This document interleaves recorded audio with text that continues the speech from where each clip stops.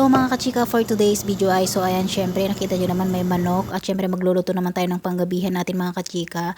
At yan, nag-iwan na nga ako ng manok mga kachika. At syempre busy yung si amo, sabi niya ako na lang daw mag-iisip ng kung anong dinner namin mga kachika. So ayan, siniya ang naisip ko mga kachika.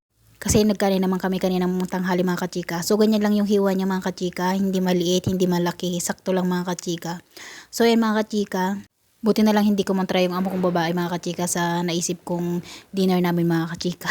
So yan, syempre sasarapan natin to mga kachika, 'di ba? Para hindi tayo mapahiya sa amo natin mga kachika. So ayan na nga mga kachika.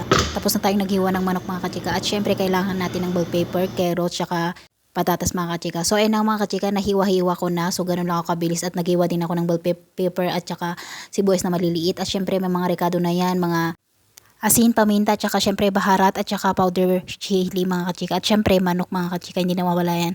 At syempre kailangan natin ng gloves mga kachika para malinis kasi hawak-hawakan natin mga kachika. Syempre alam nyo naman dito, maarte sila. So yan na nga mga kachika, nilalagay ko na yung manok sa sa baunan. So yan, dyan natin ibababad mo mga kachika. Syempre i-marinate muna natin mga kachika. So ayan, nilagay ko na nga din yung carrots, yung patatas, tsaka yung bell pepper mga kachika. At syempre nilagyan ko na rin ng bell pepper tsaka yung sibuyas na maliliit na hiniwa ko kanina mga kachika.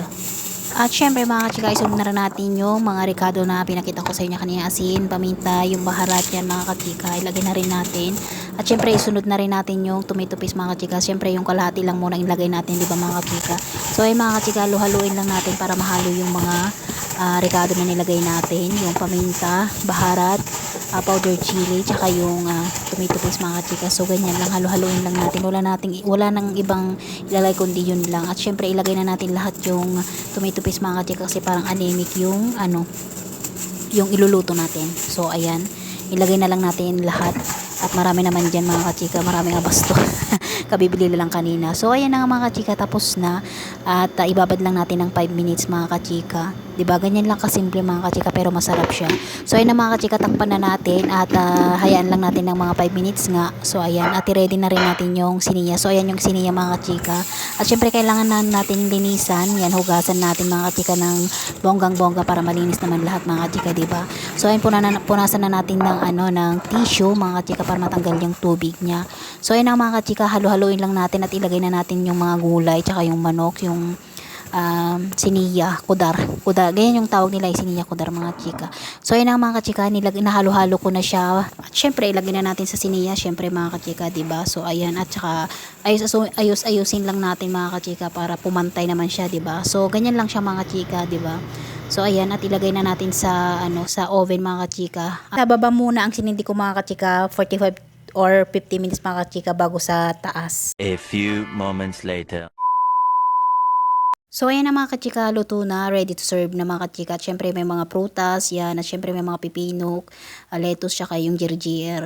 So ayan na mga kachika, kakain na rin tayo at tapos na rin silang kumain. Na-serve ko na rin kanina mga kachika, hindi na rin ako nakapag-video. So ayan, kasi pagkatapos kong na-serve yung mga pagkain nila, naghugas-hugas ako ng mga ginamitan ko mga kachika para bawas sa trabaho na naman mga kachika. So ayan, tapos na at nakuha ko na rin yung mga pinagkainan nila at nilabag ko muna dyan sa lababo. At syempre kakain naman tayo mga kachika kasi ramdam ko na naman yung gutom ko mga kachika. Kasi ayoko yung kumakain ako na nakikisabay sa kanila ganun, kasi mamaya mayat tatawag sila ganun. Hindi ka makakonsentrate na kumain mga kachika. Kaya ako, ang ginagawa ko pag ganyan, pagkatapos kong mag-prepare ng mga pinagkakainin nila, ganon, na ma-serve yung kakainin nila, ganon, maghugas-hugas muna ako, magtrabaho muna ako kung ano yung mga pwede ko pang trabahuin, ganon, habang kumakain sila, kasi ang hirap makisabay sa kanila mga kachika. Minsan nakikisabay ako, ganon, pag pag nag-order sila sa labas, ganon, kasi syempre walang mga hugasin, ganon, at nakikisabay ako sa kanila. So ayan, ganyan ako mga kachika, mahirap kasi yung yung utos sila dito, utos sila ganun, tapos kumakain ka, ganun. So yun lang for today's video, bye!